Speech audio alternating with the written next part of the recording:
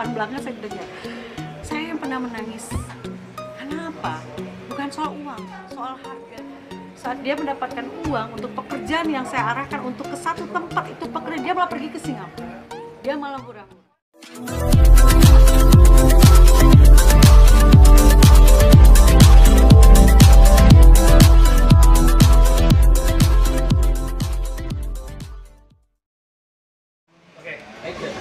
Oke Kak Asik, gimana mau disampaikan buat Reza? Ini kan lagi buka semua ya ke iPad Reza, seperti apa sih buat punya cerita di sini Kak?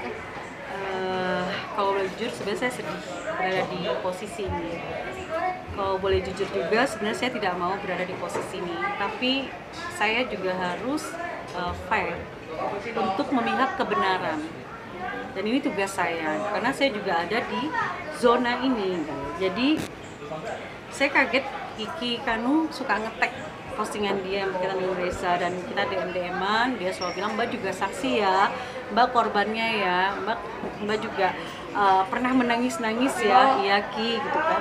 Jadi setelah saya juga diskus sama Mas Krisnamukti, karena beliau juga sahabat saya dan tahu semua yang terjadi, semalam saya memutuskan, oke, saya speak up dan saya akan bicara. Insya Allah bismillah, saya tidak mengada-ngada, tidak melebih-lebihkan. Sumpah atas apapun saya berani untuk berkata bahwa apa yang saya akan ungkapkan ini adalah sebuah kebenaran dan saya memihak yang benar. Kalau bicara soal Reza Herlambang, sebenarnya sudah 2-3 tahun saya mungkin nggak ketemu ya sama dia. Terakhir 2018 dia komunikasi sama saya, minta tolong untuk dicarikan dana, dan saat itu saya mengusahakan dia dalam bentuk arisan, tapi tidak terjadi karena akhirnya terputus. Saya masih mikir lagi, aduh yang kemarin-kemarin aja ada yang belum terselesaikan. Kalau ditanya berapa sih Mbak Astrid, duit Mbak Astrid, saya bilang saya tidak bisa menilai angka itu karena saya saat itu terlalu keras, saya menganggap dia adik. Dia memproduserin lagu untuk 2 talent saat itu, Paul dan Clay, dari biaya pakaian segala macam, dia selalu telepon saya, Mbak handle dulu ya, Mbak handle dulu ya, Mbak handle, oke. Saat itu saya masih ada rezeki, ya udah saya transfer. Saya tuh nggak berhitung orangnya, ya udah saat ada udah, saya nggak berpikir dia gimana karena dia kan dulu saat itu berada di naungan Kiki Pro sebagai artis yang saat itu ya 2012 2013 dia saya gadang-gadang sebagai salah satu caleg saat itu. Nah, saat bertemu dengan saya itu cerita dia sendiri, Mbak, untuk ketemu Mbak tuh aku punya duit 25.000 doang loh. Dia cerita, saya hanya berani terbuka sama Mbak Astrid. Oh iya, ya jadi saya sampai jalan dari Pancoran ke Kalibata. Waktu itu kita ada pertemuan. Pertemuan itu adalah saya ingin memberikan penawaran ini. Za, kamu tuh smart, kamu tuh kayaknya berpotensi. Saya kebetulan lagi mau bantu salah satu partai carikan artis-artis. Oke, salah satunya dia. Dengan dia masuk ke situ, otomatis terbukalah link, terbukalah rezeki-rezeki dia. Nah, kebayang nggak kalian kalau jadi saya membawa, ibaratnya saya membawa anak saya ke situ, tiba-tiba anak saya masuk ke dalam satu lingkungan, dia ngeblok semuanya yang tadinya pekerjaan-pekerjaan dipercayakan oleh saya, khususnya media center ya, dipercayakan oleh saya, event program, tiba-tiba beralih ke Reza Herlambang, dan tanpa sebab orang-orang yang di dalam lingkungan tersebut tiba-tiba membenci saya tanpa sebab. Sampai saya diperjuangkan oleh Sandi Nayawan, itu sahabat saya. Sandi Nayawan dan salah satu talent saya, Izzy namanya, dia memperjuangkan saya untuk bicara gitu. Kenapa Astrid dibenci? Kenapa Astrid tiba-tiba harus kehilangan program-program yang sudah dia perjuangkan sejak awal sebelum ada Reza? Kenapa ketika ada Reza semua berbalik arah ke Reza? Gitu loh. Saya nggak tahu. Nah, singkat cerita, beberapa tahun kemudian ternyata orang-orang tersebut pun menjadi korbannya Reza Herlambang. Bukannya 100-200, tapi ada yang 500 juta, ada 700 juta, ada yang ya bla bla sekian. Salah satunya yang saya dengar adalah film. Ada salah satu pengusaha mau bikin film Paskibra di dunia. Salah satu yang terlibat di situ ada talent saya juga. Dia yang bicara di awal, ini ada pengusaha yang mau bikin film Paskibra. Mbak bantu yuk, kita ketemu. Udah kamu aja deh. Lalu saya lagi sibuk kan, kamu aja sama anak manajemen saya namanya Agung, sama Agung. Entah gimana tiba-tiba kok film itu jadi yang ngerjain Reza gitu loh. Sampai kata terdengar kabar sudah di DP buat Mas Hanung Bramantio, dan sampai juga diungkap oleh Mas Kiki Kanu kan, dia menerima fee 300 juta, dan saya kira itu runtutannya benar gitu. Memang betul, jadi saya tahu semua apa yang dilakukan dan dikerjakan Reza.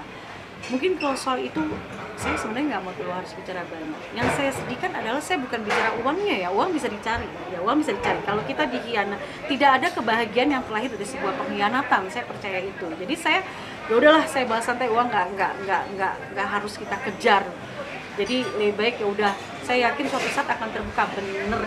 Alhamdulillah, Allahu Akbar, Masya Allah. Udah, thanks God semua saya ucapin gitu. Begitu saya melihat seorang Kanu berani speak up.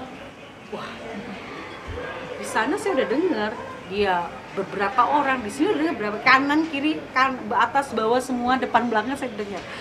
Saya yang pernah menangis. Kenapa? Bukan soal uang, soal harga diri dan nama. Bayangkan kalian kalau jadi saya ngebangun manajemen saya, ngebangun kepercayaan di salah satu lembaga, anggap saja pemerintahan atau apapun itu, dipercaya untuk bawa teman-teman artis, kemudian dijatuhkan oleh artis yang saya bawa. Semua saya kehilangan program yang nilainya saya nggak tahu gitu. Terus kedua, kalau untuk penyanyi, ada salah satu penyanyi saya nggak enak banget, namanya Rita Hasan. Reza bilang, Mbak, Rita Hasan bikin lagu Mbak, lewat saya dong. Oke, memang nggak besar 50 juta, tapi lagu itu hanya baru jadi semacam kayak guide-nya aja.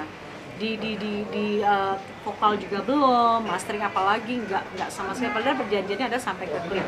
Oke, dan juga ada sejumlah uang yang dia pinjam lewat saya kepada Rita Hasan. Posisinya adalah, saya masih ingat banget.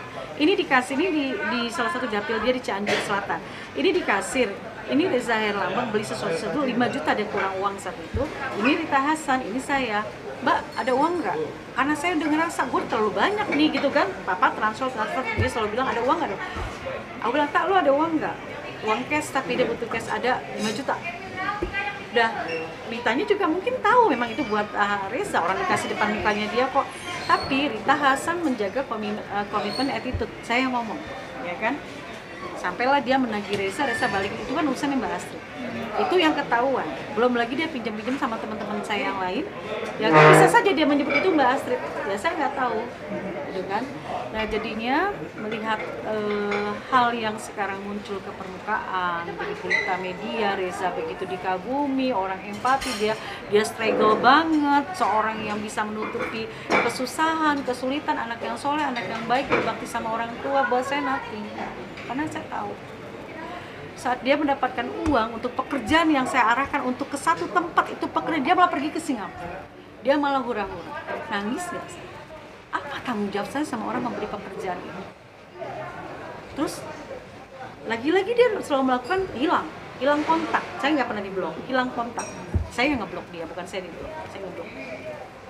Terakhir tahun 2017 dia bikin perjanjian sama saya yang ditulis di dalam satu kertas, dia masukin dalam botol, dia masukin ke dalam tanah di belakang rumah saya. Waktu itu saya masih di kontak RJA Kalibata. Ada fotonya, saya pernah posting di Instagram, saya tag ke dia, sempat marah, Mbak, maksudnya apa? Maksudnya ingin mengingatkan janji Reza. Aku bilang gitu. Terus terakhir lagi saya sempat ada miscommunication juga sama Kiki, sempat marah juga Kiki, saya sampai dia bikin story marah-marah sama saya karena saya minta pertanggungjawaban Reza. Saya lagi butuh uang, saya dimintain 35 juta terakhir. Kenapa saya minta? Karena itu ada di dalam perjanjian. Jadi yang transfer saya udah nggak tahu kemana nih gitu, berapa jumlahnya. Saya akhirnya 35 juta itu saya minta Kiki dengan berbaik hati membantu membayarkan dengan cicilan sebanyak 8 kali.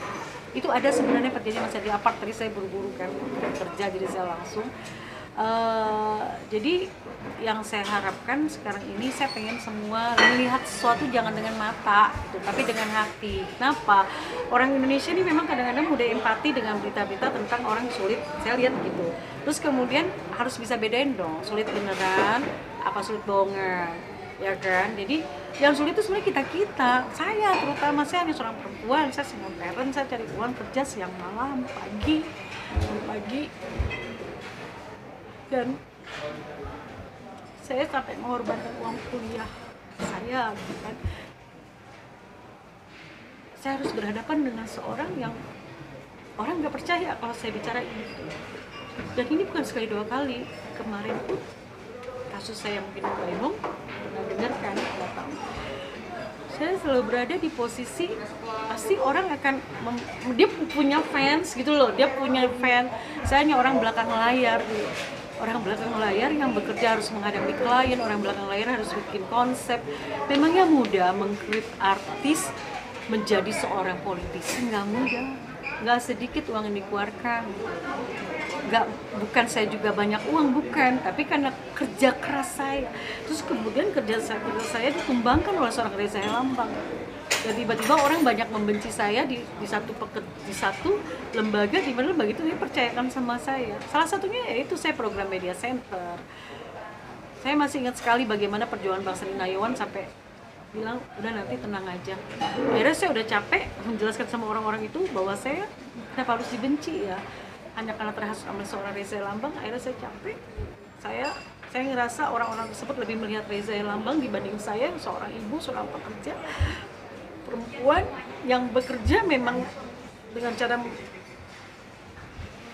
gimana ya, saya bekerja untuk artis-artis ini meningkatkan popularitas dia menjadi elektabilitas. Itu bukan mudah ya, ke politik bukan mudah, dan kerja di politik itu bukan hal yang mudah, banyak. Jangan lupa ya di subscribe dan nyalakan lonceng notifikasinya.